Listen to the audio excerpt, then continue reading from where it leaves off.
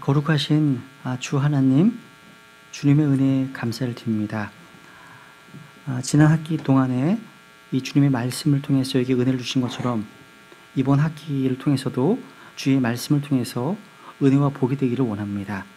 이 시간 주님 약속하신 대로 저희들을 모든 진리 가운데로 인도하여 주셔서 성경에 기록되어 있는, 또 성경에 계시되어 있는 성령님을 더욱더 깊이 알기를 원합니다. 우리가 듣는 이 진리의 말씀들이 단지 지식으로 그치는 것이 아니라 우리의 삶이 우리 안에 영원히 함께 하시는 위로자 성령님과 더 깊은 교제 가운데 나아갈 수 있도록 주님께서 인도 주시기를 간절히 간구드립니다. 이 시간 성령 충만한 가운데 하나님의 말씀을 정언하고 성령 충만한 가운데 주의 말씀에 집중하기를 원합니다. 이 악하고 음란한 시대, 이 마지막 시대에 저희들 주님의 말씀이 필요합니다. 또 위로부터 부어지는 성령 충만이 필요합니다. 주님, 우리 모든 지체들이 성경 신자로서 또 그리스도의 군사로서 생명의 말씀을 담대히 증언할 수 있는 그런 증인들이 될 수 있도록 주님께서 함께 해주시기를 간절히 간구드립니다. 오직 이 시간을 통해서 하나님 홀로 영광을 얻으시고 주의 진리가 드높일 수 있도록 주님께서 함께 해주시옵소서. 이 모든 말씀을 존귀하신 예수님의 이름으로 기도드렸습니다. 아멘. 예, 오늘부터 이제 또 한 학기 동안 성령론, 그러니까 성령님의 인격, 성령님의 어떤 신성에 대해서 같이 좀 공부하는 시간을 하겠습니다. 우리가요, 예수님의 십자가의 대속으로 영원한 속죄를 받고 또 구원을 받으면 주님께서 위로부터 위로자신 성령님을 보내주십니다. 그죠?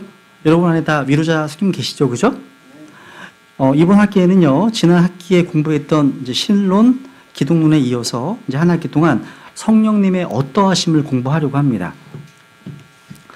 제가 강의를 준비하면서 자료들을 찾게 되는데요.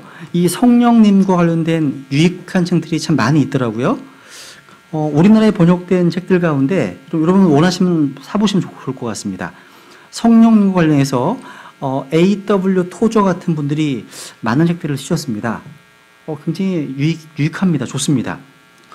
또 성경 교사로서 주님께 쓰임 받았던 데오드로 앱이나 또 A.W. 핑크, 또 R.A. 토레이, 척 스미스 등과 같은 분들의 책들이 시중에 나와 있습니다. 유익도 참 많이 되고요. 또 때로는 도전도 많이 되고 도움이 되기도 합니다. 근데 문제가 하나 있는데 뭐냐면 이분들이 종종 킹제임스 성경을 고치고 또 칼빈주의적인 관점에서 어떤 기술한 오류들이 등장한다는 사실입니다. 우리는 침례 성도로서 그리고 또 성경을 기록된 그대로 믿는 성경 신자로서 우리가 믿는 바 킹제임스 성경의 최종 권위 또 유일 권위를 인정하고 전천년주의 그리고 세대주의와 그런 세대주의적 관점의 성령론을 기술한 책은 거의 없다는 겁니다.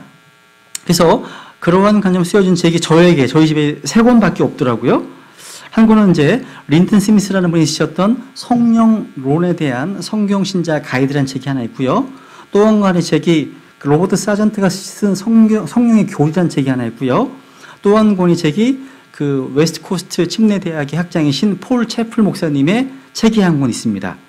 그래서 앞으로 이러한 책들과 더불어서 또 성구사전과 더불어서 또 우리 믿음 선배들이 성령 관련해서 쓰신 책들 그런 부분들을 참고하면서 강의를 진행해 나가도록 하겠습니다. 우리 한번 다 같이 스가랴서 4장을 보겠습니다.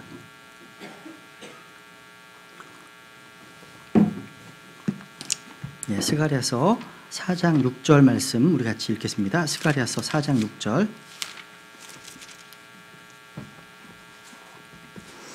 예, 스가랴서 4장 6절. 예, 같이 읽겠습니다. 하셨으면 시작. 그때에 그가 내게 응답하며 말하여 이르되 주께서 스룹바벨에게 하신 말씀이 이러하니라. 이르시되 힘으로 되지 아니하고 능력으로 되지 아니하며 오직 내 영으로 되느니라. 만군의 주가 말하노라. 아멘. 여기 힘으로 되지 아니하고 능력으로 되지 아니하며 그 다음 오직 내 영으로 되느니라. 이 구절은 하나님의 사역이 무엇으로 되는지에 대한 아주 기본적인 진리를 담고 있습니다. 하나님의 영으로 말미암지 않고 되는 일은 아무것도 없습니다. 사람들은 힘을 구하고 능력을 구합니다. 우리가 하나님께 기도할 때 주로 구한 것이 힘과 능력입니다. 근데 주님께서는 힘으로 되지 아니하고 능력으로 되지 않는다고 말씀하십니다. 이것은 이런 것들을 간절히 구한 성도들에게 충격이 아닐 수 없습니다.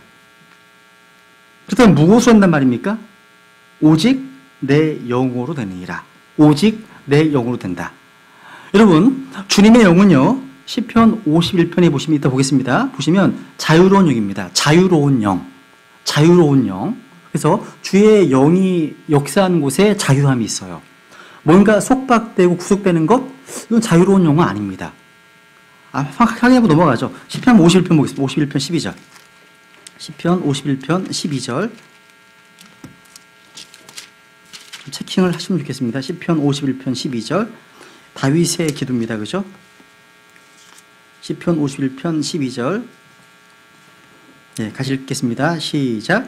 주의 구원의 기쁨을 내게 회복시켜 주시고 주의 자유로운 영으로 나를 떠받쳐 주소서. 밑줄. 주의 자유로운 영. 자유로운 영. 표현. 그죠? 그래서 고린도 후서 3장에 보시면 주의 영이 계신 곳에는 뭐가 있다고요? 그렇죠. 자유함이 있다고 증언하고 있습니다. 성령님을 통하지 않고는 여러분에게 아무리 힘과 능력과 재능이 있어도 자유를 맛볼 수 없습니다. 여러분, 삼손. 생각해보세요. 삼손.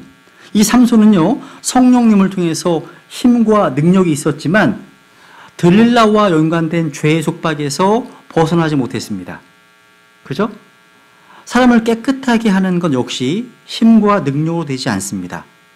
성령님은 이제 앞으로 공부하시겠지만 다양한 이름들을 불리십니다. 뭐 주의 자유로운 영, 또 진리의 영, 또 지혜의 영, 지식의 영, 모략의 영, 거룩함의 영 등등 아주 다양한 이름으로 등장합니다. 이것은 이 모든 것들이 다 주의 영을 통해서 된다는 것을 증명해 주는 겁니다. 여러분, 근데 우리가 예수 그리스도를 개인의 구주로 영접한 후에 위로자이신 성령님께서 우리 안에 내주하시는데요. 여러분, 혹시 지금 현재 우리 안에 내주하고 계시는 성령님을 여러분은 어떻게 대하고 계십니까? 여러분과 함께 영원히 임재하시는 성령님을 어떻게 대우하십니까? 한번 생각해 보세요. 아마 사람이 당하는 괴로움 가운데 정말 참기 어려운 것이 있다면 그 중에 무시당하는 일도 그 하나일 겁니다. 무시당하는 것. 악수를 청하는데 악수를 안 받아주네? 무시당한 거잖아요. 그저 괴롭잖아요. 그럼 여러분 한번 에베소서 4장 30절에 보시면 하나님의 거룩한 영을 슬프게 하지 말라. 하나님의 거룩한 영을 슬프게 하지 말라고 하십니다. 그럼 한번 생각해 보세요. 여러분과 죄가 구원받은 이후에 지금까지 주님께서는 위로자로 우리와 함께 하신 성령님, 우리와 함께 계십니다. 그죠? 근데 그분은 우리에게 얼마나 무시당하게 일쓰셨습니까? 한번 생각해 보세요. 성령님께서 우리 안에서 얼마나 괴로우셨을까요? 얼마나 슬퍼하셨고 얼마나 근심하셨을까요? 그럼에도 성령님께서는요, 조용히 끊임없이 우리를 인도하시고 위로하시고 우리에게 지혜와 힘과 능력과 여러 가지를 주신다는 거죠. 참 놀라우신 분이십니다. 그죠? 놀라우신 분이십니다. 저는 이 성령님에 대한 교리를 통해서 우리 성령님을 더욱더 깊이 알기를 원합니다. 여러분, 기독론이 예수님의 인격과 사역을 다루는 것처럼 성령론 역시 성령님의 인격과 사역을 이제 공부하는 겁니다. 그래서 조리시장에서 성령론이라고 하는 거죠. 이 성령이란 말이 그 영어로 적혀 있죠, 그죠? 이게 유머톨로지라는 단어입니다. 이게 이제 헬라어로 푸뉴마, 따라해보세요. 푸뉴마. 예, 이 푸뉴마라는 뜻 자체가요, 바람, 공기, 또 호흡을 의미합니다. 숨. 여러분, 압축 공기를 이용해서 쓰는 드릴을 뉴매틱 드릴이라고 쓰죠. 그죠? 드릴 쓰잖아요. 또 호흡곤란, 폐렴 뭐라고 하면 뉴모니아라 말씀, 뉴모니아 같은 어원입니다. 그러니까 영어권에 보시면요, 이 푸뉴마라는 어원으로 생성된 어원들이 참 많이 나와요. 그런데 여러분, 하나님의 호흡이 바로 성령님이십니다. 성령님은요, 바람과 호흡과 숨에 비유되기 있기 때문에 잘못하면 비인격적인 물질로 이해하기 쉽습니다. 여러분 요한복음 3장 8절에 보시면 성령님의 어떤 그 역사를 바람이 임의대로 불매, 그죠? 바람이 마음대로 불매, 내가 그거 소리는 들어도 그것이 어디에서 와서 어디로 가는지 알지 못하나니 성령에게서 난 사람 다 이러하니라 말씀하십니다. 그러니까 성령에게서 태어난 사람을 바람 부는 곳에 비유하셨습니다. 그죠? 그리고 한번 에스겔서 37장을 보겠습니다. 에스겔 37장 한번 보시죠. 에스겔서 37장. 덥네요. 좀.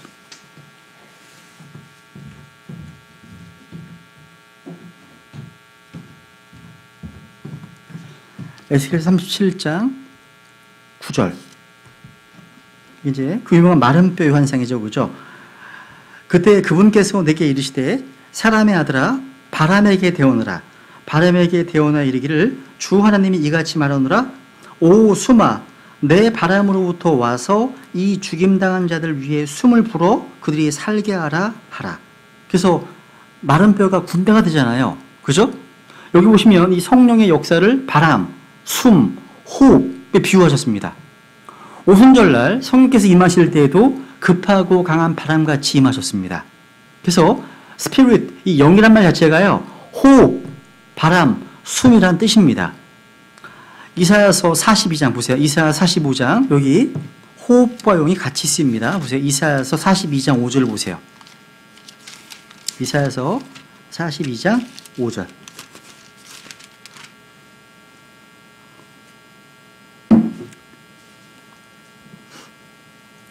하늘들을 창조하여 펼치고 땅과 땅에서 나오는 것을 펴며 땅 위의 백성에게 숨을 주고 밑줄 치세요. 숨을 주고 그리고 그 안에서 걷는 자들에게 영을 주는 밑줄 영을 주는 하나님 그 주가 이같이 말하노라. 그러니까 앞부분에서 뭘 준다고요? breath, 호흡, 숨을 주고 뒤에는 뭘 준다고요? 스피릿, 영을 줍니다. 그러니까 숨을 주고 영을 주는 하나님. 주목해 보세요. 그러니까 숨과 영이 동일한 의미로 사용되었습니다. 결국 성경적 용례는 호흡, 숨이 바로 영임을 증명합니다. 창세기 2장에 또 가볼게요. 창세기 2장. 우리가 이제 아담이 지음받을 때 하나님께서 그 코에 생명의 숨을 불어 넣으셔서 인간의 영이 존재하게 되었습니다. 창세기 2장 7절 주 하나님께서 땅의 흙으로 사람을 지으시고 생명의 숨을 그의 콧구멍에 불어넣으시니 사람이 살아있는 혼이 되니라. 생명의 혼을 불어넣으셨습니다. 생명의 혼을요. 그죠? 그러니까 영이요 생명이신 하나님께서 자신의 호흡을 통해서 다른 피조물에게 생명을 줄 수 있으십니다. 그래서 하나님의 호흡이 불어넣어지면 흙이라도 더스트 먼지라도 살아있는 혼이 되고 마른 뼈가 살아나는 군대가 됩니다. 하나님의 호흡이 불어지면요. 그런데 그 숨을 앗아가시면 호흡을 다 걷어버리시면 살아있는 사람부터 다시 반대로 흙이 돼버립니다. 그래서 숨이 끊어졌다 이러면 하잖아요. 그죠? 회수해 가시는 거예요. 그래서 시편 146편 4절에 보면 그의 숨이 떠나가면 그가 자기 땅으로 돌아가고 말씀하십니다. 숨이 떠나가면. 여러분 육체의 생명은 어디에 있습니까? 피에 있습니다. 레위 10장 보시면 육체의 생명은 피에 있습니다. 그런데 인간의 라이프, 인간의 생명은 숨에 있습니다. 호흡에 있습니다. 그래서 하나님의 영은 하나님의 호흡이요 숨인데 또 바람인데 이게 결국 생명의 요체예요. 생명의 요체. 여러분 한번 욥기 12장 어떤 분들은 좀 궁금해하시더라고요. 키우는 고양이에게도 영이 있어요? 근데 있다고 얘기했습니다. 성경에 짐승의 영이라고 표현되어 있으니까. 키우는 강아지에게도 혼이 있습니까? 있습니다. 여기 보세요. 욥기 12장. 우리 킹제임스 성경에 기록된 그대로 보시면 어렵지 않아요. 근데 성경이 변개되니까 짐승의 영이 없다고 가리키는 거죠. 짐승의 혼으로 되어 있으니까. 그죠? 욥기 12장. 여기 10절에 보시면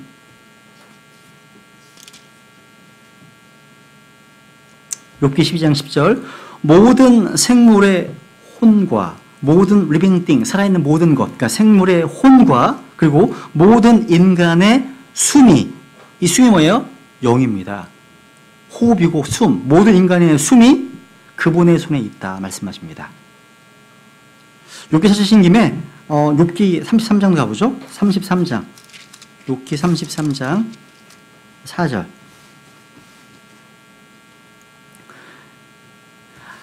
욥기 33장 4절 하나님의 영께서 나를 만드셨고 전능자의 숨이 내게 생명을 주었느니라. 하나님의 영, 그다음에 뭐예요? 전능자의 숨. 하나님의 영, 전능자의 숨은 같은 말입니다. 영을 숨이라고 한 말에 주목해 보시면 좋겠습니다. 영, 호흡, 바람, 숨 다 모두 같은 어원을 지니고 있음을 기억할 필요가 있습니다. 오늘날 우리 기독교계 내에서 가장 혼란스럽고 많은 논쟁이 되는 주제 가운데 한 가지가 바로 이 성령의 교리에 대한 겁니다. 성령의 교리. 삼위일체의 세 번째 위격이신 성님에 대한 무지 때문에 수많은 오류들과 극단적 주장이 나오게 되었습니다. 그 중에 가장 두드러진 것이 바로 오순절 은사주의 운동입니다. 은사주의 운동. 특히 은사주의 관련돼서 방언, 신유, 치유, 표적 이런 등을 언급하지 않을 수가 없는데 이런 내용은 이제 나중에 성령의 은사를 다룰 때 좀 살펴보겠습니다. 또 하나 우리가 뭐냐면 오늘 공부하게 되시는 성령님의 인격, person, 인격에 대한 겁니다. 여러분 여호와의 증인들 또 기독교 이단 종파에서는요 성령님을 비인격적인 힘에 불과하다고 가르칩니다. 그러니까 비인격적인 힘, impersonal force 이걸 가르쳐요. 인격이 아니라는 거예요. 여러분 성경을 읽어보시면 성령님께서 때때로 비인격적인 영향력이 것처럼 보이기도 해요. 왠지 아세요? 이것은 성령님의 사역이 보이지 않기 때문에 그러니까 사역의 결과는 바람 부은 것처럼 보이기도 합니다. 보입니다. 근데 성령님의 사역은 보이지 않습니다. 그리고 성령께서는요 자신을 드러내지 않으시고 모든 영광을 주 예수 그리스도께 돌리기 때문입니다. 안 보이는 거예요. 또한 성경에서 성령님을 상징하는 것들을 보면 호흡, 물, 기름 등등이 있는데 다 이것은 비인격적인 것들이기 때문입니다. 그렇게 말하면 하나님 아버지는요 하나님은 나의 요새시오, 나의 반석이시오, 나의 방패이시오 말씀하시잖아요. 다 비인격적인 거 아니에요? 아들은요 하나님이 아들에서 어떻게 썼습니까? 그분은 모퉁이 돌이시고 그분은 반석이시고 돌이십니다. 리빙스톤 산둥이십니다. 그죠? 똑같은 거잖아요. 성경에 보면 성령님은 분명히 인격을 지니신 인격적 존재이십니다. 오늘 신앙의 첫 번째 강의는 이것만 기억하시면 돼요. 아 성령님께서 인격적 존재이시구나. 이게 가장 중요한 포인트예요. 우리는 현재 성령님의 시대에 살고 있습니다. 여러분 구약 시대에는요 주로 성부 하나님 아버지의 시대였다면 또 사복음서 기간 동안 주로 성자의 어떤 시기였다면 오순절 이후부터 주님이 재림할 때까지는 성령의 시대라고 말할 수 있습니다. 그렇기 때문에 성령님에 대한 모든 것은 특히 은혜의 시대에 살고 있는 우리들이 특히 관심을 가져야 할 겁니다. 그런데 성령님에 대해서 무지한 그리스도인들이 너무나 많더라고요. 마치 사도행전에 보시면 아볼로가 에베소의 어떤 제자들을 만나서 묻잖아요. 너희가 믿은 이래로 성령님을 받은 적이 있느냐? 모르잖아요. 어떻게 답변했습니까 그들이요? 우리는 성령님이 계신다는 말도 들은 적이 없다. 고백하지 않습니까? 이런 상황 같아요. 이런 상황. 오늘날 우리 주변에 얼마나 많은 사람들이 성령님에 대한 올바른 지식을 갖지 못하고 있느냐. 많이 몰라요. 너무 몰라요. 그러니까 부흥회 때 성령이 오시옵소서 이렇게 막 부르짖고 외치고 있지만 정작 성령님에 대한 성경적 진리에 대해서 무지하다는 거죠. 성령에 대한 교리. 희한하게요. 성령님을 강조하는 은사주의자들이 가장 성령을 몰라요. 희한하게도. 희한한 거죠. 우리는 데살로니가전서 5장 21절 거기 적혀 있죠, 그죠? 이 말씀 항상 마음에 새기고 있어야 됩니다. 같이 읽어볼까요, 한번? 거기 적혀 있죠. 데살로니가전서 5장 21절 시작. 모든 것을 시험해 보고 선한 것을 굳게 붙들라. 모든 것을 시험해 보고 선한 것을 굳게 붙들라. 이 말씀 항상 마음에 새기고 있어야 되는 거예요. 모든 것을 시험하셔야 됩니다. 이 모든 것에게는 뭐가 있습니까? 오늘 현대 은사주의 운동도 포함되어 있습니다. 시험해야 됩니다. 무엇으로 시험해야 됩니까? 무엇으로? 바로 우리의 유일한 잣대, 무오한 기준인 하나님의 말씀으로 시험해야 됩니다. 그래서 하나님의 말씀과 일치하지 않으면, 조화되지 않으면 그릇된 겁니다. 성경의 분명한 교리와 모순되는 어떠한 가르침도 거짓된 것입니다. 특히 여러분 미리 말씀드리지만 성령만 부르짖는 이들, 은사주 운동 관련해서요, 이분들이 이상하게요, 성경에 기록되어 있는 객관적인 진리를 거부합니다. 이상해요. 그러니까 하나님 말씀에 나오는 명백한 사실들에 근거해서 결론을 내야 되잖아요. 그죠? 이게 안 돼요. 그들은 주관적인 느낌, 주관적인 감정, 개인적인 경험들에 근거해서 어떤 결론을 내려버린다는 겁니다. 자기 경험, 감정에 근거해서요. 이런 거예요. 내가 어제 놀라운 경험을 했대요. 갑자기 방언을 받았대. 방언. 그래서 내가 방언으로 말했기 때문에 방언 오늘날도 존재하는 은사야. 이런 거예요. 내 경험이 말씀보다 앞서가는 거죠. 아니면 내가 존경하는 어떤 신실한 어떤 누군가가 방언을 했네? 방언은 오늘날도 유효하구나. 이런 것들. 이게 굉장히 정말 어렵습니다. 이게요.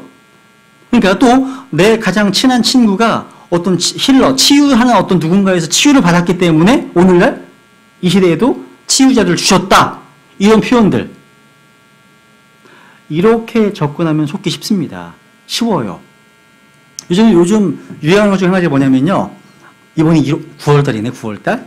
9월 23일 날. 야, 요즘 종말론이 하나 등장했는데, 2017년 9월 23일 날, 휴거와 환란이 시작된답니다. 뭐 이런 게 있어요. 굉장히 많습니다. 조회수가 뭐 수십만 회가 돼요.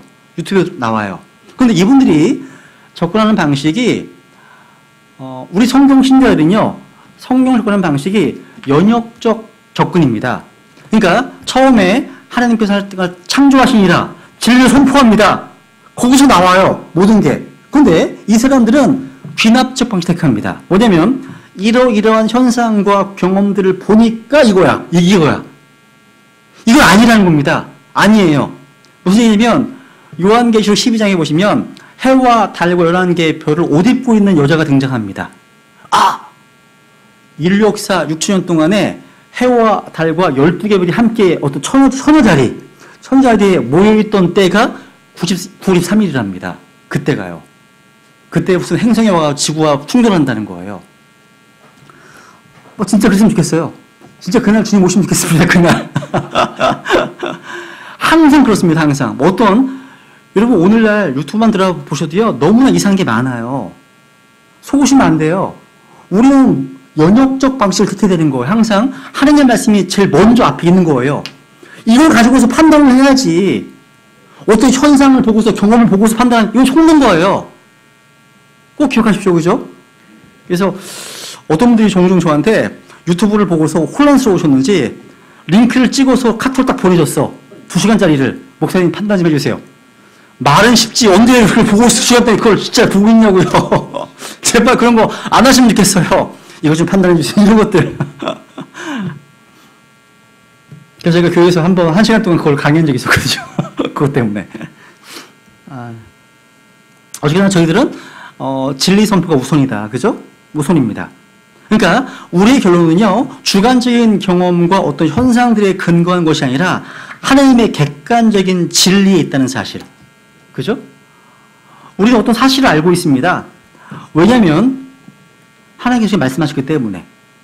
우리의 개인적인 경험에도 불구하고 모든 것들을 하나님 말씀으로 시험해야 하고 내가 경험한 것, 내가 느낀 것, 또 나 또한 다른 신실한 누군가가 경험한 것들, 그들에 일어난 어떤 사건들이 하나님께서 말씀하신 것과 모순되는 것이라면 우리는 뭘 붙들어야 됩니까? 하나님의 말씀 붙들어야 되는 겁니다. 말씀이 제일 앞에 있는 거예요. 그 다음에 어떤 경험도 있는 거고요. 이게 가장 중요한 최종 권위라는 거. 그죠? 한번 고린도전서 12장이죠. 한번 볼게요. 12장 1절. 이 성령님에 대한 무지는요, 오늘날 교회에 굉장히 팽배해 있습니다. 그래서 바울의 경고를 우리는 되새겨야 됩니다. 고린도전서 12장 1절.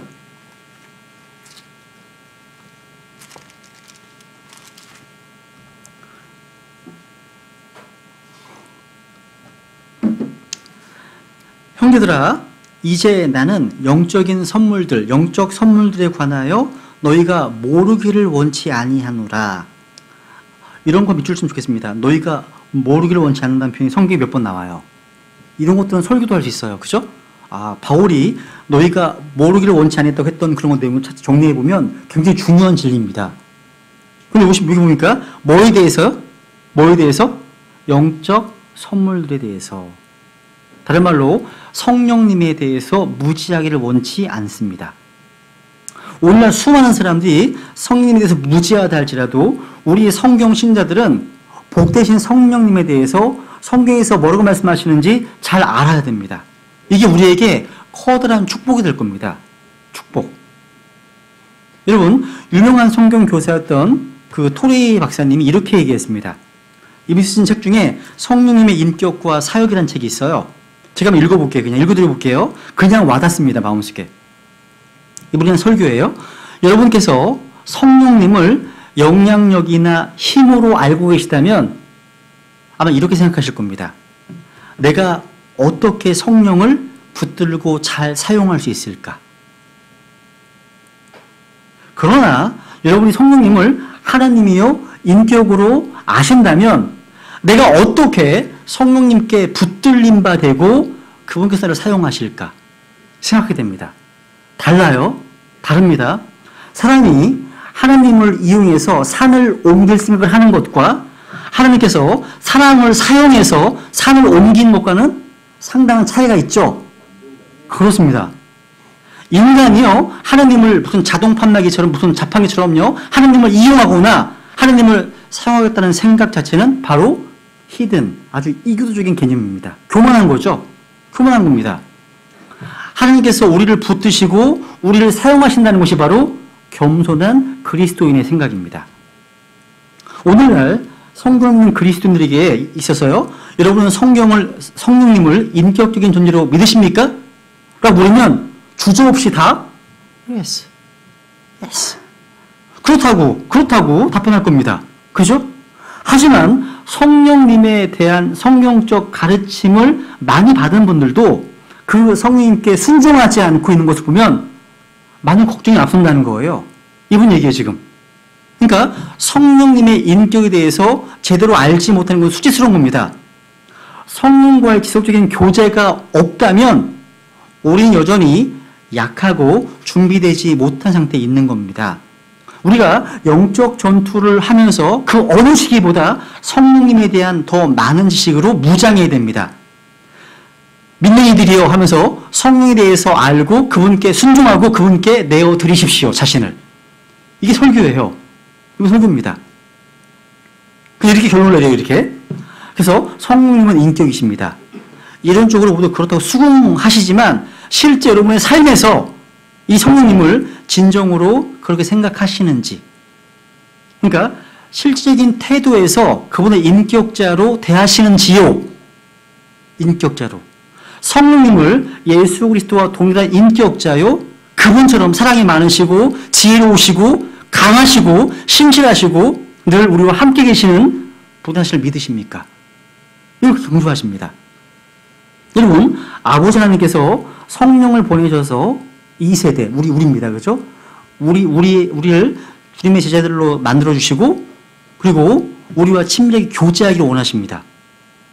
여러분, 성경에서 성령의 교통, 성령의 교제, 성령의 사귐, 아십니까? 뭔지? 이게 뭔지 아세요?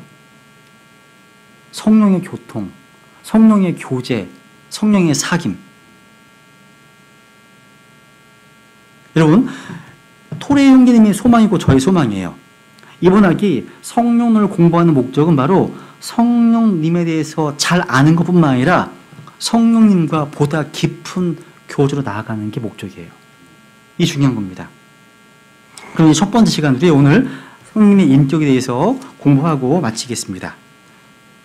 여러분, 우리가 인격적이라고 할 때 가장 중요한 것은요, 서로 교제하는 거예요. 그죠? 상호 교제입니다.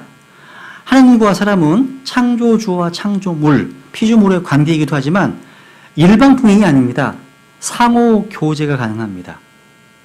여러분, 아침에도 주님과 교제하셨습니까? 상호 교제가 가능한 인격체이십니다.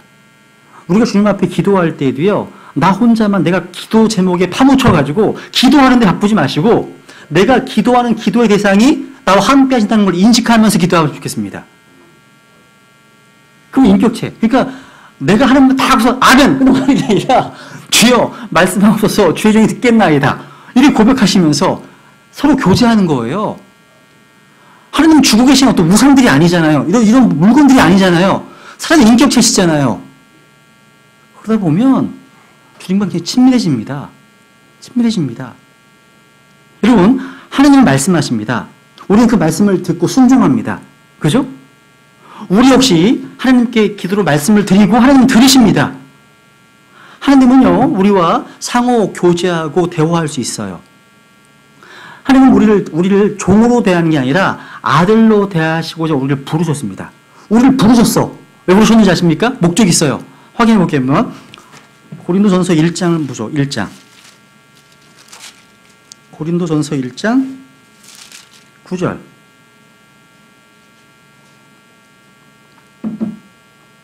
(1장 9절) 보시면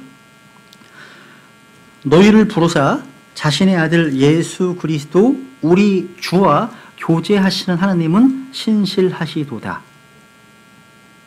너희를 부르셨습니다. 부르셨어요? 왜? 뭘로 부르신 거예요? 예수 그리스도 우리 주와 교제하게 하시기 위해서.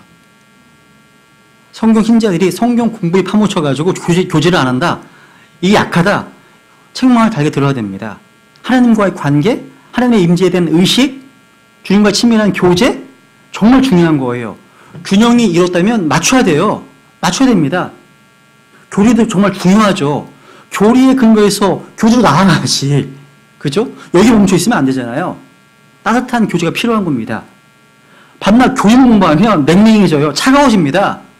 하나님과의 1:1 관계, 사귐, 교제 정말 중요한 거예요. 중요한 겁니다. 그래서 이 교제란 말 자체가 인격적인 관계성, 상호 신뢰, 사랑, 존경의 바탕에서 형성됩니다. 그죠? 마찬가지입니다. 하나님은 우리를요, 성령님과 교제하게 하십니다. 빌립보서 2장을 보세요. 빌립보서 2장. 빌립보서 2장 1절. 빌립보서 2장 1절. 같이 읽어볼까요? 빌립보서 2장 1절 시작. 그러므로 그리스도 안에서 무슨 안위나 성령의 무슨 교제나 무슨 인정이나 긍휼이 있거든. 여기 보시면 성령의 무슨 교제나 Fellowship of the Spirit, 성령의 무슨 교제나 말씀하고 있죠? 교제. 그러니까 성령의 교제란 말 자체가 성령님과 인격적인 대화가 가능하고 여러분의 뜻을 전달하고 성령님을 믿고 복종하는 그런 관계라는 의미예요. 우리에게는 성령님의 교제가 있습니다. 하나님 아버지와 주 예수 그리스도와 성령 하나님과 교제가 있다는 사실은 정말 경이로운 사실입니다. 경이로운 거예요. 요한일서 1장 3절도 볼게요. 한번. 요한일서 1장 3절. 요한일서 1장 3절. 보세요. 여러분 집에 가시면 한번 이 펠로우십, 교제라는 말 한번 검색해 보세요. 되게 유익합니다. 교제라는 말 자체. 펠로우십 1장 3절 같이 읽죠. 시작. 우리가 보고 들은 그것을 너희에게 밝히 드러내면 너희 또한 우리와 교제하게 하려 함이니 참으로 우리의 교제는 아버지와 함께하는 것이며 그분의 아들 예수 그리스도와 함께하는 것이니라. 우리는요, 존귀하신 삼위일체 하나님과 모두 친교를 나누고 있습니다. 성령님께서는요, 인격적인 하나님으로서 저 여러분에게 필요한 은사를 주시고 위로와 힘을 주시고 말씀을 가르쳐 주시고 진리 길로 인도하시고 하나님의 뜻대로 우리를 위해 간구하십니다. 중보하십니다. 성령 하나님은요, 우리와 친교를 원하시고 깊은 사귐을 나누기 원하십니다. 우리는 주님과의 사귐을 위해서 빛 가운데 거해야 됩니다. 빛 가운데 걸어야 됩니다. 여러분, 어둠 가운데 있으면 교제가 잘 안 돼요. 빛 가운데 걷게 되면 아버지 하나님과 아들 하나님과 성령님과의 교제가 굉장히 밀접해집니다. 빛 가운데 걸으면. 7절, 1장 7절. 그러나 그분께서 빛 가운데 계신 것 같이 만약 우리가 빛 가운데 걸으면 우리가 서로 교제하고 빛 가운데 걸으면 걷지 않기 때문에 교제 못하는 걸 수 있습니다. 빛 가운데 걸으면 우리가 서로 교제하고 또 그분 아들 예수 그리스도의 피가 모든 죄에서 우리를 깨끗하게 하느니라 말씀하십니다. 여기서 우리가 서로 교제하고란 말은요, 성도와 성도 사이에만 말하는 것이 아니라 하나님과 우리 사이를 말하는 겁니다. 이것은 성령님의 인격성을 아주 잘 보여주는 말씀입니다. 빛 가운데 걸어야만 하나님과 사귐이 있을 수 있습니다. 여러분, 우리 주님께서는요, 십자가에 달리시기 전에 제자들에게 집중적으로 성령님의 오심에 대해서 말씀하셨습니다. 요한복음 16장 한 곳에서만 무려 12번이나 성령님을 그분이라고 하셨습니다. 그분. 성령님을 뭐라고요? 그분이라고 하셨습니다. 여러분, 성경에서 보시면요, 성령님의 사역에 대해서 말씀하실 때는 그것, it이라고 사용되어지만 성령님의 인격에 대해서 말씀하실 때는 언제나 남성 명사인 he가 사용되었습니다. 그러니까 성령님의 사역이나 영향력에서는 it로 말하는 것이 옳지만 그분의 인격에 대해서는 말씀할 때는 언제나 he로 언급하는 것이 옳은 겁니다. 옳은 겁니다. 성령님은요, 영향력이나 에너지나 어떤 힘이 아니라 하나님이라는 사실을 아는 것이 가장 중요한 거예요. 그래서 성령론 공부의 핵심은 성령님께서 바로 인격적인 존재로서 하나님이시구나. 여기서 시작되는 겁니다. 이게 시작이에요. 자칫 잘못하면 성령님을요, 인격이 아니라 하나님의 어떤 능력이 일부로 생각하시는 경우가 있습니다. 에너지 정도로. 잘못입니다. 우리는 보이지 않는 성령님의 사역의 결과를 볼 수 있고 또 성령님 스스로에서 말씀하지 않으시고 주 예수 그리스도의 것으로 말씀하시고 또 자신의 영광을 위해 일하지 않으시고 그러시니까 이 성령님을 비인격적 존재로 생각하는 경우가 있다는 거죠. 아닙니다. 만약 성령님을요, 비인격적 존재로 생각할 때는 성령 충만이 뭘까? 성령 충만 생각하면 마치 축구공에요, 바람이 가득 차는 것처럼 우리 안에 무언가 가득 차는 듯한 체험을 구하게 됩니다. 비인격체라면 또 성령님을 어떤 에너지로 생각하면 마치 건전지에 전기가 충전되는 것처럼 내 안에 주의 영이 가득 채워지는 것을 연상하게 됩니다. 저 앞에서 인용한 것처럼요, 토형님 인용했잖아요. 성령님께서 비인격적인 존재로서 주님이 주신 선물이라면 사람 이렇게 생각할 겁니다. 내가 어떻게 하면 성령님을 잘 이용할 수 있을까? 어떻게 하면 더 잘 사용할 수 있을까? 여러분, 성령님을 영향력이나 힘으로 하신다면 우리는 성령을 받는 방법, 성령으로 충만해지는 비결 등등에 대해서 배우고 성령 받기를 간절히 사모하며 성령만 받으면 만사 오케이 이렇게 돼버릴 겁니다. 그런데 성령님을 하나님이요 인격으로 아시면 내가 어떻게 성령님께 붙들림 바 되고 그분과 나를 사용하실까 생각하게 됩니다. 항상. 이 정반대예요. 정반대입니다. 성령님께서 비인격적인 존재시라면 나는 성령님을 사용하는 지혜와 유령과 방법을 더 잘 배워서 필요할 때 잘 사용해야 할 겁니다. 그분이 비인격시라면. 그죠? 근데 그게 아니라는 거죠. 성령님의 인격시라면 성령님의 음성에 귀를 기울이고 복종해야 됩니다.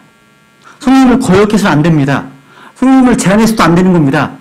성령님을 슬프시게 해서도 안 되는 겁니다. 그죠? 그래서 오늘날 교회를 오랫동안 다녔지만 성령에 대해서 정말 오해와 많은 편견과 잘못된 지식 때문에 영적 혼란이 되게 많습니다. 팽배합니다. 그 성도들이 너무나 많아요. 성경 읽는 크리스찬들이요, 성령님의 인격에 대해서 제대로 알지 못하는 건 부끄러운 겁니다. 성령님은 다시 말씀드리면 인격적인 하나님이시지 결코 힘이 아니시라는 거, 그죠? 능력이 아니시라는 거, 영향이 아니시라는 거. 성령님은 삼위 중에 한 분이신 인격적인 하나님이시라는 사실. 이 점은 아무리 강조도 지나치지 않습니다. 아무리 강조도요. 성령님은 우리 안에 계신 하나님이시라는 것. 그래서 성령님은요, 우선 지성을 가지고 계시고, 지성. 또 무한한 지혜 하나님이십니다. 또 성령님께서는요, 우리 주님께서 지상 사역하시는 동안 내내 주님 위에 머무르셨습니다. 우리 주님께서는요, 성령을 거역하신 적이 한 번도 없으십니다. 광야로 이끄시면 광야로 나아가셨고, 시험 받으시면 시험 받으셨고, 인도하신 대로 하신 거죠. 여러분, 주님의 영을 가르칠 자는 아무도 없습니다. 성령님은 바로 전지전능하신 하나님이시기 때문에. 한번 이사야서 40장 볼까요? 40장? 이사야서 40장 13, 14절. 이사야서 40장 13, 14절.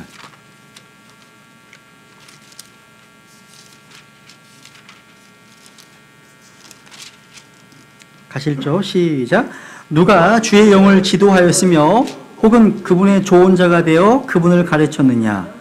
그분께서 누구와 의논하셨으며 누가 그분께 교훈을 주고 판단의 공의의 길로 그분을 가르쳤으며 그분께 지식을 가르치고 명철의 길을 그분께 보여주었느냐? 성령님을 지도할 수 있는 분은 없습니다. 성령께서 다만 우리를 지도하실 뿐이죠. 그죠? 고린도전서 2장 놓을게요. 고린도전서 2장 10절 11절. 성령께서는 하나님의 깊은 것들까지도 다 아십니다. 2장 10절 11절 같이 읽죠. 시작. 그러나 하나님께서 자신의 영으로 우리에게 그것들을 계시하셨으니 성령께서는 참으로 모든 것, 즉 하나님의 깊은 것들을 살피시느니라. 사람의 것들을 사람의 속에 있는 사람의 영 외에 어느 누가 알리요? 이와 같이 하나님의 것들도 하나님의 영 외에는 아무도 알지 못하느니라. 성령님은요, 하나님의 깊은 것들까지 다 살피십니다.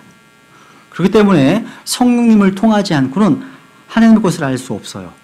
여러분, 성경 읽으시면서 이 말씀이 꿀같이 닿았으면 좋겠다. 꿀같이. 원하시지 않으세요? 어떻게 하시면 되는지 아세요? 이 성경의 저자이신 성령님께 기도하셔야 됩니다. 주님, 이 말씀을 가르쳐 주십시오.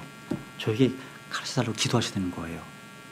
왜? 성령님께서 하나님의 모든 깊은 곳을 다 살피시기 때문에. 그러니까 하나님은 성령님을 통해서 우리에게 계시해 주십니다. 성령님 바로 진리를 가르치는 교사이시고 인도자시기 때문에. 로마서 8장도 볼게요. 로마서 8장 27절. 로마서 8장 27절. 우리가 성경 읽기가요, 자연스럽게 말씀만 읽을 뿐만 아니라 기도하는 시간이 돼요. 성경 읽고 기도하고 읽고 기도하고 되는 겁니다. 그죠? 로마서 8장 27절. 여기 잘 보세요. 마음을 살피시는 분께서 성령의 생각이 무엇인지 아시나니 이는 그분께서 하나님의 뜻대로 성도들을 위해 중보하시기 때문이니라. 보세요. 27절. 이는 그분께서, 성령님을 그분이라고 하시네요. 그죠? 성령하고서 화살표로 치세요. 그분. 그분이시구나. 성령께서는 바로 우리 안에서 하나님의 뜻을 아시고 또 하나님 아버지께서는요, 하늘에서 우리 안에 계신 성령님의 생각을 아십니다. 서로 아시는 거예요. 우리 안에 성령님은 하늘에 계신 하나님의 생각을 아시고 하늘에 계신 하나님은 우리 안에 계신 성령님의 생각을 아신다는 사실. 서로 놀라운 일입니다.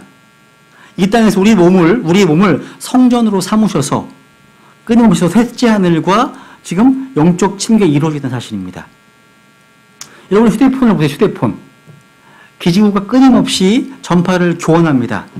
누가 번호를 누르면 신호를 주고받잖아요. 마찬가지입니다. 우리 안에 계신 성령님은 바로 하늘 하나님과 뜻을 주고받습니다. 하나님께서는 성령님을 통해서 우리의 뜻을 계시하시고 어떤 소원을 주십니다. 우리 안에 소원을 주십니다. 성령님은 하나님의 뜻대로 우리의 소원을 중보해 주세요. 우리가 마땅히 기도할 바를 알지 못하지만 성령께서 우리 상황을 가장 잘 아시기 때문에 하나님께 가장 합당한 방식으로 기도하신다는 거. 그분께서요. 얼마나 감사한 일인지 몰라요. 여러분, 이런 지식이 경이롭지 않다면 여러분을 놀라게 할 지식은 아무것도 없습니다. 놀라운 지식입니다, 이게요. 또 성경에 보시면요, 성령님께서 풍부한 감정을 소유하신 분이심을 알게 됩니다. 성령께서는 하나님의 사랑을 우리에게 부어주십니다. 또 근심하시고 탄식하시고 시기하시고 위로하시고 동정하십니다. 이 인격적인 존재시기 때문에 그런 거죠. 그죠? 디모데후서 1장 7절에 보시면요, 성령님은 사랑의 영이십니다. 사랑의 영. 하나님께서는 우리에게 두려움의 영을 주지 아니하시고 권능과 사랑과 건전한 생각의 영을 주셨느니라 말씀하십니다. 성령님은 바로 권능과 사랑과 건전한 생각의 영이십니다. 사랑의 영. 다시 한번 강조하지만요, 성령님은 결코 비인격적인 물질이나 에너지나 힘이나 아니면 동양 철학에서 말하던 기회 같은 거, 그런 것이 아닙니다. 절대 아니라는 거예요. 그래서 인격적이란 뭐예요? 지적인 것, 감정적인 것, 의지적인 것 다 가지고 계신 겁니다. 지정의. 이사야서 11장도 볼까요? 이사야 11장.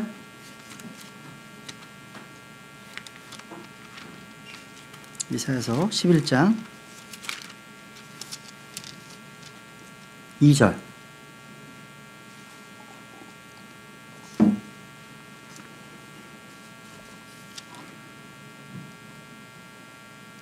여기 주의 영, 곧 지혜와 명철의 영, 계략과 능력의 영이요 지식과 주의 두려움의 영께서 그 위에 머무시며, 주의 영, 지혜, 명철, 계략, 능력, 지식, 주의 두려움, 이런 인격적 요소를 가지신 거룩하신 하나님의 영이시라는 것. 그죠? 그래서 여러분, 어떤 존재가 인격적인 어떤 존재로 인정받으려면 특징이, 첫 번째는 지식, 두 번째 의지, 세 번째 감정입니다. 이게 인격체 요소예요. 인간은 지정을 가지고 있기 때문에 다 인격적으로 간주됩니다. 근데 바위나 컴퓨터나 꽃, 이런 것들은 인격체가 아니잖아요. 그죠? 여러분, 성경 보시면 성령님께서 I know, 알고 계시고요. I feel, 감정도 있으시고요. 의지도 있으십니다. 한번 여기 주제 보시면요. 첫 번째 보시면 로마서 8장 찾았죠. 그죠? 성령님께서는 지성과 인격을 가지신 하나님이십니다. 그래서 아까 성령님의 생각이란 말이요, 더 마인드입니다. 마인드. 지성. 성령님은 지성과 인격을 가지고 계신 분입니다. 지성, 마인드. 두 번째, 아까 찾았죠. 또 성령님은 지식을 가지고 계십니다. 성령님은 진리를 가르치는 분이시잖아요. 하나님 뜻을요. 그죠? 요한일서 2장을 보세요. 요한일서 2장. 요한일서 2장 20절, 27절. 요한일서 2장 20, 27절.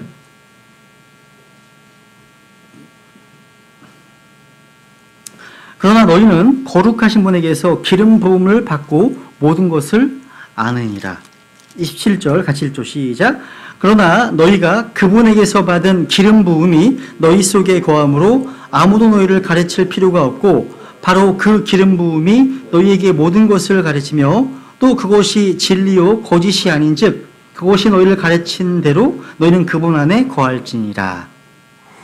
기름 부음이 뭡니까? 바로 성령님이십니다. 그죠? 기름 부음이 너희를 모든 것을 가르친다 말씀하십니다. 인격체시기 때문에. 그죠? 성령님 우리를 가르치신다는 거죠. 그래서 하나님의 인도하심이란 다른 말로 성령님의 인도하시는 거예요. 우리 영적인 생활에서 모든 것을 가르치시고 인도하시는 역할은 바로 성령님이 하십니다. 성령님이 주님이시고 하나님이십니다. 그죠? 그래서 느헤미야 9장 20절에 보시면 주의 선한 영을 주사 그들을 가르치신다 말씀하십니다. 성령님이 가르치신 능력 보여주시는 거예요. 성령님은 지식을 가지고 계시고 지식을 계시하시고 또 우리가 까먹었을 때 말씀을 생각나도록 기억나도록 하시는 선생님이신 겁니다. 그죠? 성령님께서 그런 분이십니다. 시편 139편을 보시면 한번 하나만 찾겠습니다. 성령님께서는요 우리 인간에 대해서 너무 잘 아십니다. 우리의 모든 속생각들, 행위들 다 아십니다. 우리의 필요를 다 아시고 우리의 기도하는 모든 것 다 아십니다. 마음도 아시고요. 찾지 않는 구절들은요 집에 가서 찾아보시겠습니다. 시편 139편 보세요 한번. 유명한 구절이죠. 무소부지말 때 찾았던 구절입니다. 시편 139편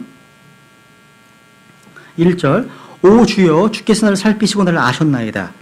주께서 나의 앉고 일어서는 것을 아시고 멀리서 나의 생각을 이해하시오며 나의 행로와 나의 눕는 곳을 둘러싸심으로 나의 모든 길을 익히 아시오니 보소서 오 주여 내 혀의 말 중에 주께서 알지 못하시는 것이 단 하나도 없나이다. 주께서 나를 앞뒤로 에워싸시고 주의 손을 내 위에 얹으셨나이다. 그런 지식이 내게 너무 놀라우며 높아서 내가 능히 그런 것에 미치지 못하나이다. 내가 주의 영을 떠나 어디로 가리이까? 혹은 내가 주의 앞을 떠나 어디로 피하리이까? 내가 주의 영을 떠나 어디로 가리이까? 그죠? 주의 영. 이게 무소부재하심입니다. 그죠? 성령님의 무소부재하심, 편재하심. 그죠? 하나님의 무소부재하심. 두 세 번째죠. 성령님은 의지가 있어요. 의지. 한번 고린도전서 12장입니다. 한번 볼게요. 고린도전서 12장 11절.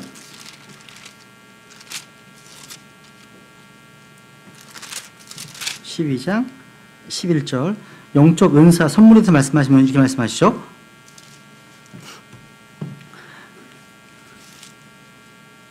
이 모든 것은 같은 그 한 성령께서 행하사 자신의 뜻대로 밑줄 자신의 뜻대로 각 사람에게 개별적으로 나누어 주시는 것이니라. 자신의 뜻대로 He will 그죠? 주께서 뜻하신 바가 있습니다. 의지가 있으신 거예요. 그러니까 이 말씀은요, 성령께서 자신의 뜻대로 믿는 자들에게 다양한 은사를 주시겠다는 말씀입니다. 모든 크리스찬들은 성령의 뜻대로 주신 은사들이 있습니다. 그죠? 주님께서 뜻하신 대로, 자신의 뜻대로. 그래서 성령께서 각 성도들이 어떤 은사를 받아야 할지를 결정하신 겁니다. 그분께서요. 이것은 성령께서 의지가 있으면 보여주는 거잖아요. 사도행전 15장에 보시면요, 그 당시 율법주의적인 교리 때문에 사도들과 함께 이런 교회 문제를 판단하잖아요. 그때 사도들이 성령과 우리는 하고서 판결을 내립니다. 성령과 우리는.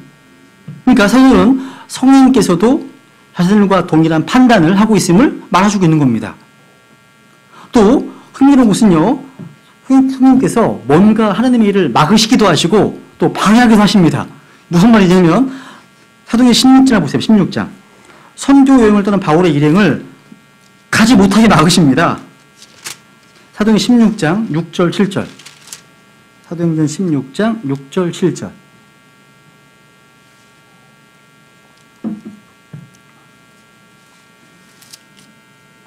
(6절) (7절) 이제 그들이 부르기아와 갈라디아 지방을 두루 다닌 뒤에 성령님께서 그들에게 아시아에서 말씀을 선포하지 못하게 하시더라. 못하게 하십니다. 7절. 그들이 무시아 이른 뒤에 비두니아로 들어가려고 애쓰되 성령께서 그들을 허락하지 아니하심으로 선포하지 못하게 하시고 허락하지 않으시네요. 그죠? 그러니까 선교 사역자들이요, 어떤 특정 지역에 가지 못하도록 막으신 거예요.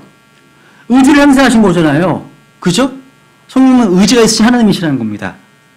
그러니까 어떤 일을 하지 못하도록 적극적으로 막으시거나 어떤 계획이 실행되지 못하도록 하시는 것, 그것은 의지에 속한 일입니다. 아, 성령님이 인격체시구나. 의지가 있으시구나. 또 로마서에 보시면요, 성령님은 사랑하시고 선하신 분이십니다. 이거 좀 뒤에 하겠습니다. 그럼 비번 보시면 이제 성령님의 활동을 통해서 본 그분의 인격입니다. 우리는 성령님의 활동을 통해서 그분의 인격성을 볼 수가 있습니다. 성령님은 인도하십니다. 또 성령님을 지도하십니다. 성령님은 명령하십니다. 성령께서는 금지하기도 하십니다. 그죠? 또 우리 연약함을 도우십니다. 기도할 때를 우리를 중보하십니다. 우리를 도와주십니다. 로마서 8장 볼게요. 로마서 8장 26절. 이거 하나만 보고 넘어가죠. 로마서 8장 26절.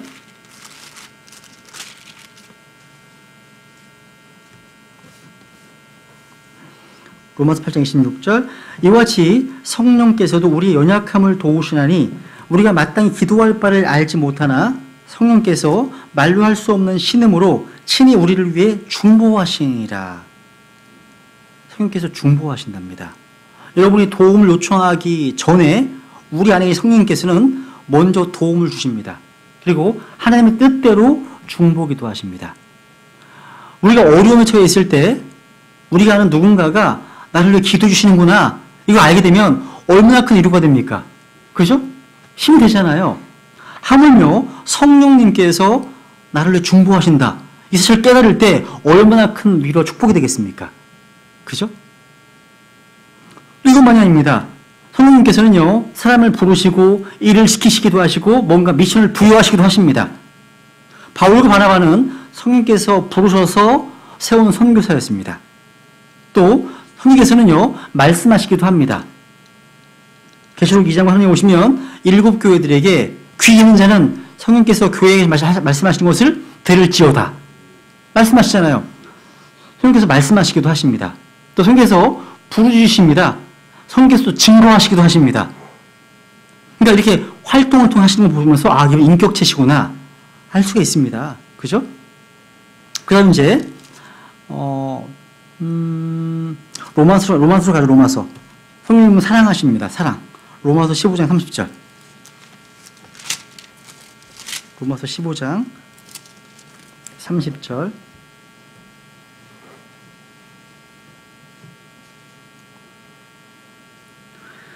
형제들아, 이제 내가 주 예수 그리스도로 인해 성령의 사랑으로 인해 밑줄 너희 간청하오니 너희는 기도 가운데 나와 함께 분투하며 나를 위해 하나님께 기도하여 성령의 사랑으로 인해. 야, 성령의 사랑이나 주님의 사랑이나 하나님의 사랑이나 다 동일한 겁니다. 모든 성도들이요 다 하나님의 사랑을 받고 있어요. 여러분, 요한복음 16장에 보시면 아버지의 사랑을 받고 있습니다. 우리는요. 아버지의 사랑. 또 계시록 3장에 보시면 아들의 사랑을 받고 있습니다. 우리는요. 예수님 사랑. 그러니까 계시록 19절에 보시면 내가 사랑하는 자들을 다 책망하고 징계한다 하십니다. 열심히 내고 회개하라. 아, 아들의 사랑을 받고 있구나. 로마서 마찬가지입니다. 성령의 사랑을 받고 있습니다. 성령의 사랑. 여러분 혹시 성령의 사랑에 들은 적 있으세요? 하나님의 사랑, 또 예수님의 사랑에 대해서는 많이 들어봤어요. 자주 말로 듣잖아요. 근데 성령님의 사랑에 대해서는 별로 언급하지 않습니다. 근데 성령의 사랑도 분명히 성경적입니다. 다시 말하자면 인격체만이 사랑할 수 있습니다. 여러분 제칼스 목사님이라는 분이 계세요. 돌아가셨는데 얼마 전에 예전에요. 이분이 이런 말을 하셨습니다. 간증하신 건데 읽어드릴게요. 이분이요. 우리는 아버지 하나님의 사랑과 구주 예수 그리스도의 사랑을 기억하고 감사합니다. 그럼 우리는 얼마나 자주 성령님의 사랑을 생각해 왔습니까? 저를 위해서 갈보리 십자가에서 못 박히신 독생자 예수님을 주셔서 아버지께 감사드립니다. 또한 하나님과 동등하신 분으로서 자신의 위치를 생각하지 않으시고 이름은 무명한 자가 되셔서 하늘의 모든 영광을 저버리시고 이 땅에 내려오사 모든 수치를 받으시고 저의 모든 죄를 짊어지시고 저를 대신하셔서 갈보리 십자가에 돌아가신 주 예수님의 사랑에 감사드립니다. 이렇게 얘기하시면서 하지만 우리는 얼마나 자주 영원하시며 무한하신 성령님께 죄와 어둠의 이 세상에 오셔서 저를 찾아오시고 제가 주님을 필요로 함을 아시고 제가 필요한 바로 그 구원을 저에게 나타내 주시기까지 꿋꿋이 참아주시는 그 거룩한 사랑에 감사드린다고 기도한 적이 있습니까? 이게 뭐예요? 그러니까 아버지의 사랑이나 예수님의 사랑과 마찬가지로 성령님의 사랑 역시 우리의 구원에 동참하는 겁니다. 예수님의 기도 응답으로 아버지께서 보내주신 성령님께서는 바로 완전한 어둠 가운데서 파멸을 향해 달려가는 나를 찾아서 구주교로 인도해 주셨습니다. 성령님은 매일, 매주, 매년 내가 성령님의 인도를 끊임없이 저버릴지라도 나를 따라오십니다. 이토록 오래 참으시고 고통당하시며 결코 피곤치 않으시는 성령님, 그리고 나를 주님 앞으로 이끄시는 성령님의 부드러운 사랑이 없었다면 나는 지금쯤 죄의 구렁텅이에 있었을 겁니다. 그러니까 성령님께도 감사하고 영광을 돌리시라는 얘기예요. 이분도 하나님이시기 때문에. 그렇죠? 삼일체 하나님이시기 때문에. 그리고 에베소서 4장을 가볼게요. 에베소서 4장.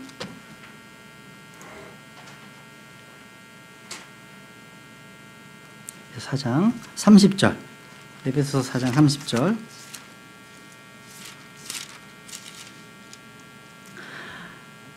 하나님의 거룩한 영을 슬프게 하지 말라. 그분으로 말미암아 너희가 구속의 날까지 봉인되었느니라. 하나님의 거룩한 영을 뭐 하지 말라고요? 슬프게 하지 말라. 왜? 성님은 슬퍼하실 수 있습니다. 슬퍼하시는 분이십니다. 그러니까 성령께서 슬퍼하신다는 표현은요, 사랑의 더 큰 표현입니다. 슬픔은 사랑하는 자들에게 의해서만 나타납니다. 그죠? 원수들에게는 슬픔이 아니라 뭐가 나요? 화가 나기 때문이죠. 화가 나잖아요. 저도 여러분도 성령님을 슬프시게 할 수 있습니다. 슬프시게 한다는 것은 비인격체에게는 옳지 않습니다. 그죠? 상용할 수 없는 말이잖아요. 성령님은 나를 사랑하시고 나 때문에 근심하기도 하시고 나 때문에 슬퍼하시기도 하시는 인격체십니다. 성령님은요, 우리 안에 내주하셔서 우리가 행하는 모든 행동을 다 알고 계십니다. 우리가 말하는 모든 것, 우리가 즐기는 모든 어떤 행동을 다 알고 계십니다. 우리의 모든 생각들, 심지어 우리 마음을 스쳐 지나가는 공상까지도 다 아시는 거룩하신 분이십니다. 우리가 행동과 말에 있어서 거룩하지 못하고 신실하지 못하고 친절하지 못하고 자기 위주로 생각하고 인색하거나 진실하지 못한 모든 것 있으시면 거룩하신 성령님께서 슬퍼하신다는 사실, 슬퍼하십니다. 그렇기 때문에 이 거룩한 성령님을 슬프시게 해드리지 말고 기쁘시게 해드려야 되겠습니다. 그죠? 그러니까 이 말씀, 성령님을 슬프시게 하지 말라. 마음에 깊이 새기신다면 모든 죄에서 자신을 지킬 수 있는 힘을 얻게 될 겁니다. 그죠? 그리고 성령님께서는 기도하십니다. 기도하신다는 걸 확인했고요. 그죠? 또 성령님은 말하게 하십니다. 사도행 2장에 보시면 성령님이 말하게 하심에 따라서 그 당시에 다른 언어로 말했죠. 그죠? 요한복음 16장 보세요. 요한복음 16장 성령께서는 또 죄를 깨닫게 하십니다. 요한복음 16장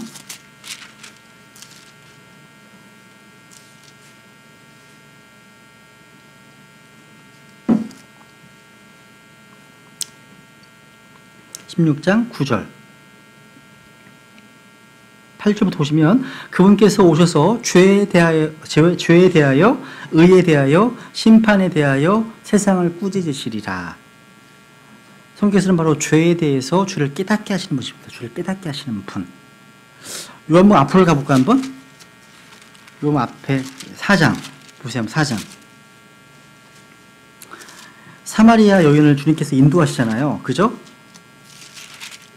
사마리아 여인이 구원을 받는데 여기 사마리아 여인에게 이런 말씀을 하세요.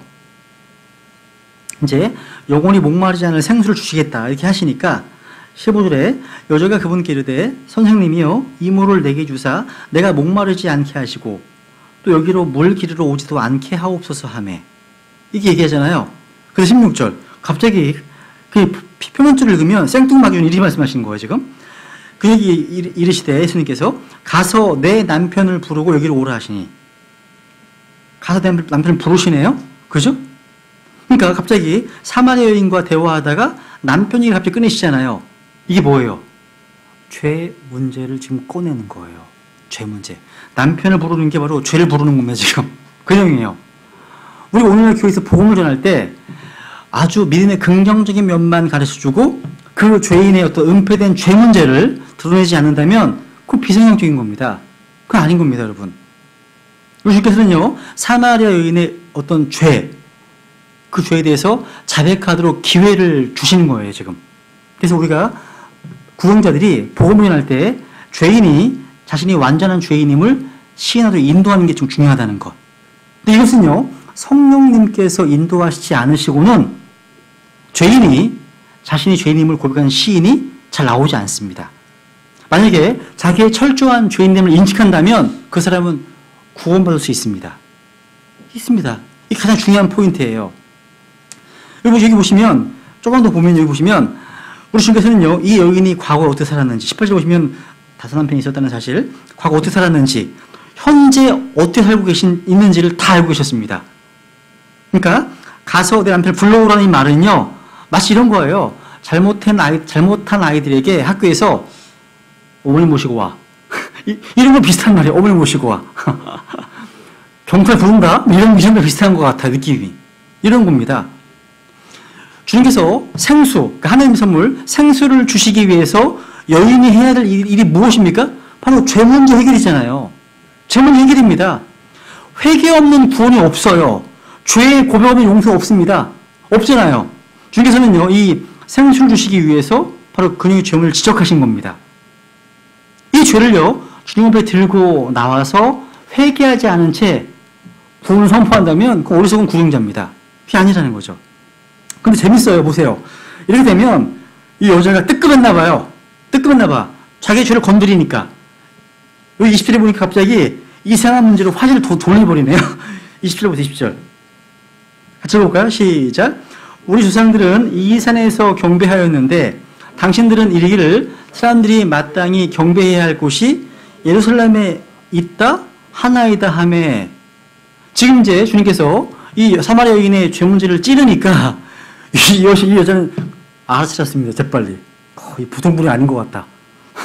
한국 사람 말로 되게 용하다 이렇게 했을 겁니다. 아마. 재빨리 그래서 종교적인 질문을 화제를 돌렸습니다. 이런 일 많잖아요. 복음 하다 보면 이런 일이 자주 생겨요. 그러니까 지금 죄와 구원 문제를 말하고 있는데 죄인들은 갑자기 어떤 교파를 얘기를 하고 어떤 목사를 얘기를 하고 잘못된 교리를 얘기를 합니다. 그러니까 자신의 어떤 죄 문제에 대해서 벗어나기 위해서 안간힘을 씁니다. 이런 거 많이 있어요. 그러니까 쭉 얘기하고 있는데 갑자기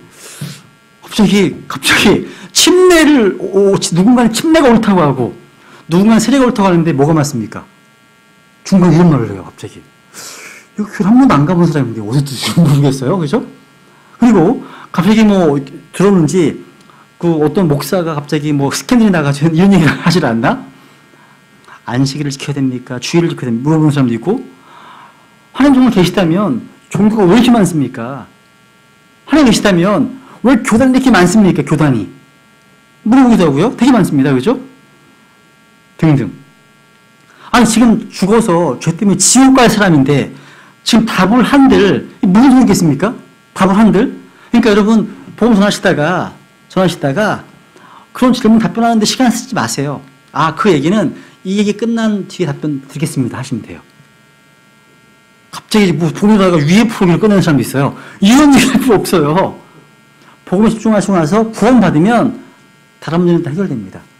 구원받으면 질문 안 하더라고 잘. 질문 안 합니다. 구원받게 되면. 포인트 그거예요. 그 다음에 15번째. 여기 보시면요. 이제 마지막 15번째 보시면 성령께서는 바로 주 예수 그리스도를 영화롭게 하신다는 사실. 한번 찾아보죠. 요한복음 16장. 요한복음 16장.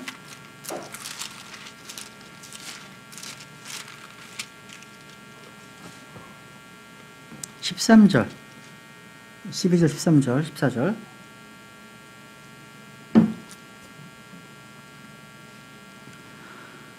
내가 아직 너희에게 말할 것이 많으나 지금은 너희가 그것들을 감당하지 못하리라. 야, 감당하지 못하는 거 얘기하지 마세요. 주님께서 얘기 안 하셨습니다. 처음은 초신자한테 갑자기 너무 오른 고기 쓸어주지 마세요. 영적으로. 그죠? 근데 13절 보세요. 그러나 그분 곧 진리의 영께서 오시면 너희를 모든 진리 가운데로 인도하시니 그분은 스스로 말씀하지 아니하시고 무엇이든지 자기가 들을 것만을 말씀하시며 앞으로 일어날 일들을 너희에게 보이시리라. 14절 그분께서 나를 영화롭게 하시니 이는 그분께서 내게서 받아 그것을 너희에게 보이실 것이기 때문이라. 우리 13절 말씀 붙들고 기도하십니다. 그죠? 기도하십니다. 약속하신 대로 저를 모든 식으로 인도해 달라고 기도하셔야 됩니다. 또 성령께서 하시는 가장 큰 사역이 뭐예요? 14절 그분께서 나를 영으로 하신다. 그러니까 여러분 어떤 교회를 갔어요. 가는데 이 교회가 성령 충만한 교회라면 성령이 역사하시는 교회라면 그 교회는 반드시 주 예수 그리스도를 증거합니다. 주 예수님을 드높입니다. 주 예수님을 영화롭게 합니다. 이 성령의 역사예요. 목사를 높이거나 아니면 누군가 당회장을 높이거나 그런 교회는 성령께서 역사하시는 교회가 아니에요. 어떻게 보면. 왜? 성령이 가장 중요한 역사가 뭐예요? 바로 그분께서 나를 예수 그리스도를 영원롭게 하는 것 때문에. 이게 성령의 역사입니다. 그래서 성령의 역사인지 이게 마귀 역사인지 알려면 성령께서 하시는 일이 무엇인지를 알면 되는 거예요. 알면 되는 겁니다. 그분께서 나를 영화롭게 하시리니. 성령님이 바로 주 예수님을 영화롭게 하신다는 사실. 이 외에도요, 성령님께서는 인격이시기 때문에 마태복음 12장에 보시면 모독 받으실 수도 있고, 또 사도행전 5장 3절에 보면 성령님께 거짓말을 하는 경우도 나오고, 사도행전 7장에 보시면 성령님을 거역할 수도 있고, 데살로니가서 5장 19절에 보시면 성령님을 억누를 수도 있습니다. 또 이사야 3장에 보시면 성령님을 괴롭혀 줄 수도 있습니다. 시험할 수도 있고요. 성령님이 인격체시기 때문에. 한번 사도행전만 찾아보고 마치죠. 사도행전 5장. 사도행전 5장.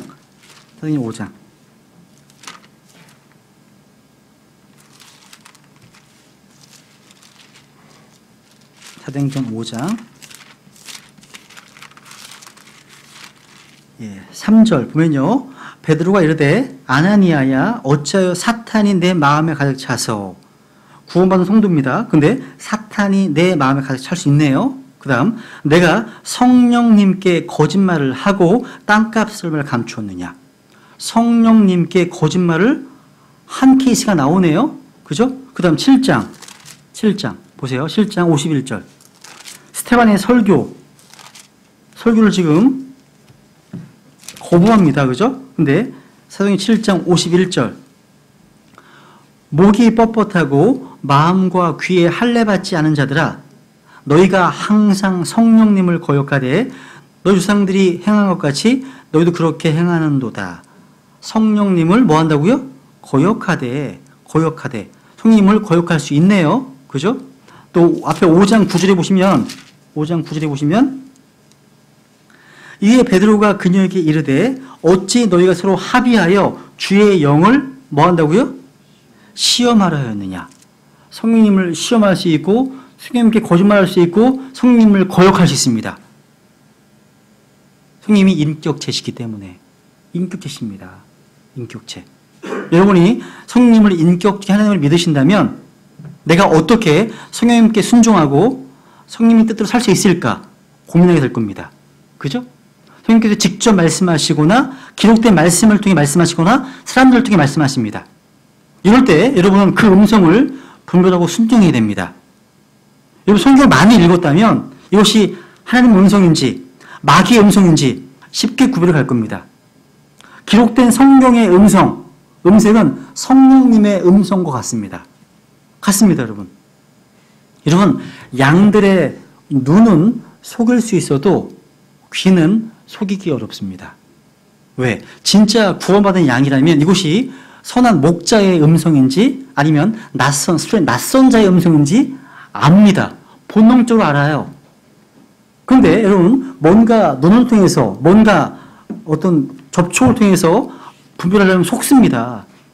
이삭이 속은 것처럼 야곱이 몸에 뭐 털 묻히고 가지고 자기 에이성을 가져왔잖아요. 근데 만져보고 느끼다가 속았잖아요. 음성은 야곱인데 이거잖아요. 그러니까 음성을 아는 거예요. 음성은 우리는 기록된 말씀, 이 음성을 통해서 분별해야 한다는 사실. 그죠? 그래서 우리가 영적 분별을 갖추기 위해서 꾸준히 성경을 듣고 성경을 배우고 공부해야 된다는 사실. 그죠? 오늘은 여기까지 좀 하겠습니다. 다음 주에는 이제 성령님의 신성에 대해서 같이 공부를 하겠습니다. 이상입니다.